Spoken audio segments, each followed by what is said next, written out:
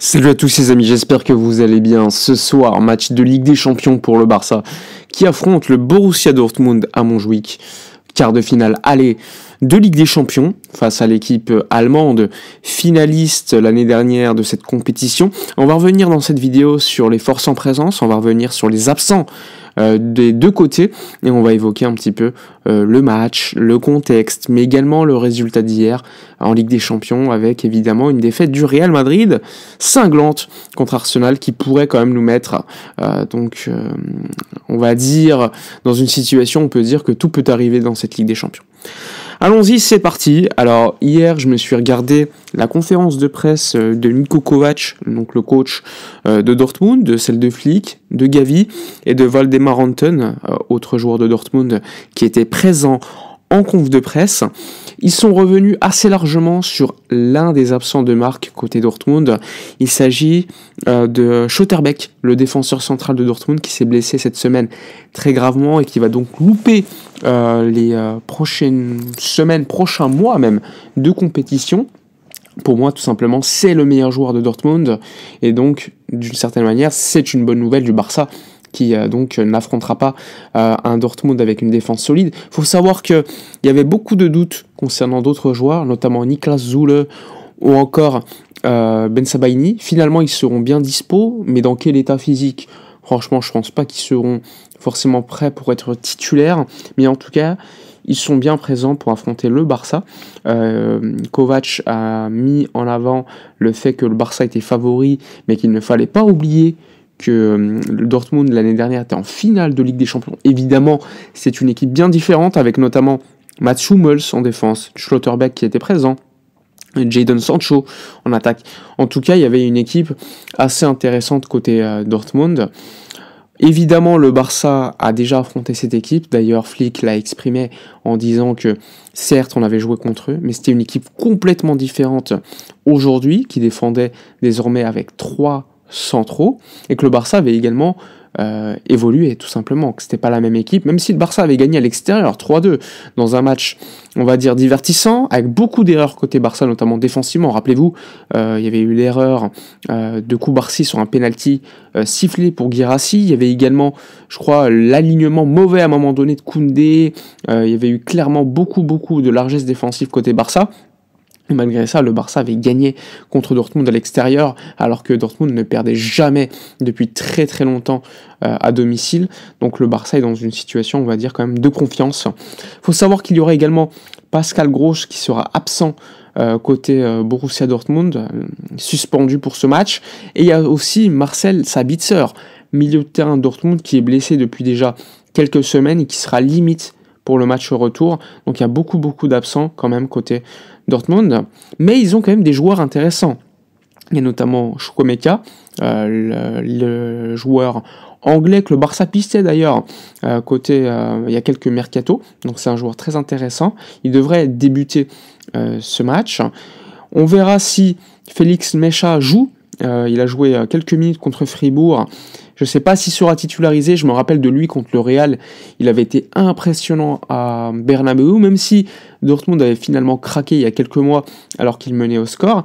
C'est une équipe, attention, qui est capable de faire des coups, surtout en Ligue des Champions, en compétition européenne. Et ce qui pêche pour Dortmund, c'est plutôt la régularité en championnat.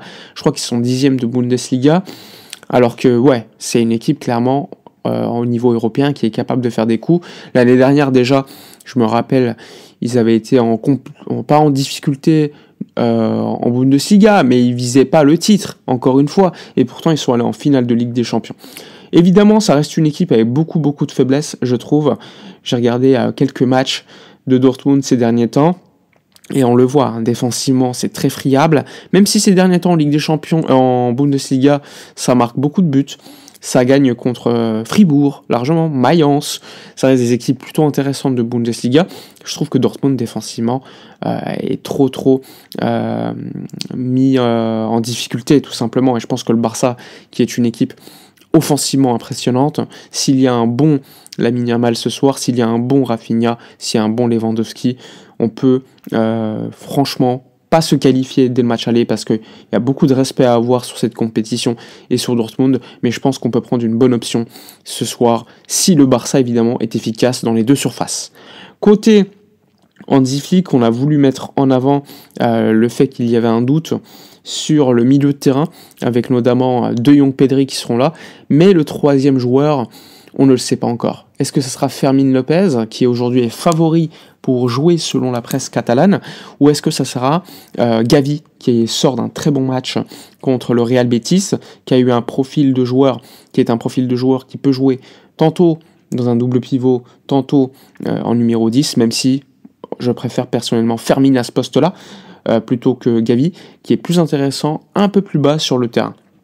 En tout cas, ça va être un match très divertissant, beaucoup d'ambiance attendue ce soir, avec évidemment beaucoup d'intérêt économique pour le Barça si ça marche, si le Barça se qualifie demi-finale de Ligue des Champions, donc 15 millions d'euros de plus, avec en plus le fait qu'il y a un match supplémentaire à Montjuïc, avec aussi un adversaire qui va être très compliqué si le Barça se qualifie en demi, l'Inter ou le Bayern, que j'ai regardé d'ailleurs hier par bribes. L'Inter impressionnant tactiquement, 2-1, avec évidemment beaucoup d'occasions côté Bayern, mais un manque d'efficacité. Mais alors tactiquement, l'Inter c'est impressionnant, avec des joueurs de grande qualité, Barella, Lautaro Martinez, mais également en défense côté l'Inter c'est très solide. Donc là aussi Bastoni, Pavard, même si Pavard n'a pas fait un bon match je trouve hier, Marcus Thuram, Sommer, franchement c'est une bonne équipe.